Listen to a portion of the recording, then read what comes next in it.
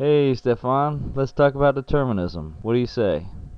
I guess we're going to have a chat about it. Cool. Now, I'm pretty sure you generally understand the determinist position, right? Okay, so I think, if I understand this right, we can remove the criterion of complexity is irrelevant to the question of free will versus in the deterministic universe, the question of complexity becomes irrelevant, right? Right. So the fact that the human mind is obviously highly complex and creative, or seemingly creative, and so on, that simply creates like a magician's illusion of choice. But complexity is irrelevant because fundamentally we are the same in terms of caused neural firings as a worm, right? I mean, we're a complex worm, but the complexity is irrelevant. Is that fair to say from the perspective of the determinists? So, right. Considering this position, what roadblock do you arrive at? So when we have a rock bouncing down a hill, which is a perfect metaphor, in fact, it's directly analogous to human life. We have a rock bouncing down a hill. There's no possibility that the rock can fall in the, quote, wrong place, is there? Well, to say that something is right or wrong, you would need to have a standard with which to signify rightness or wrongness. When viewing the world objectively, right and wrong do not exist. If humans subjectively create a standard for preserving life, then we say that something that brings us closer to that goal is right, and something that takes us away from it is wrong. The human being is just another rock. And what is happening when the rock is falling down is the rock is simply following causality. If a rock can't fall in the wrong place, a human being can't make a wrong statement because we've already agreed that the complexity is irrelevant, right?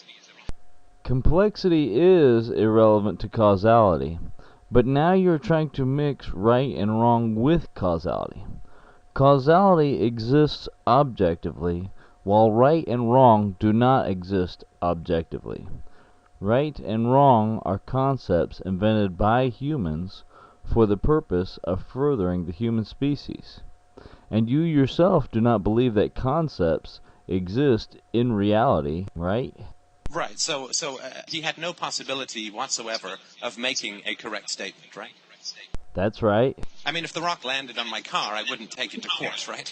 So clearly he's not responsible for his error at all, right?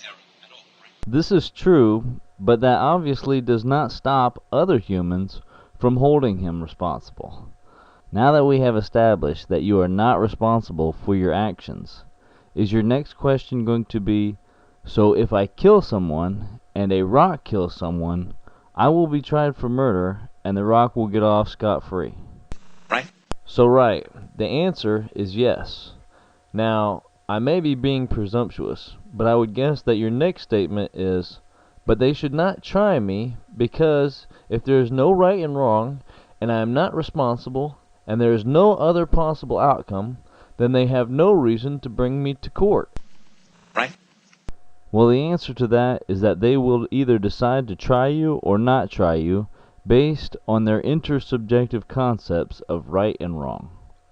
In addition to that, the masses are not responsible for what they do either. We are all like programs running in a machine. Considering that the majority of these programs have the subjective desire for continued survival, they will attempt to eliminate all obstacles which may impede reaching that goal. Oh, good. Okay. So I'm just trying to understand.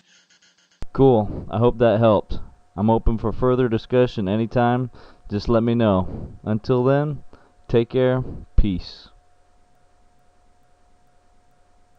Because it's just what happened, right? It's what the unfolding of cause and effect and causality has resulted in.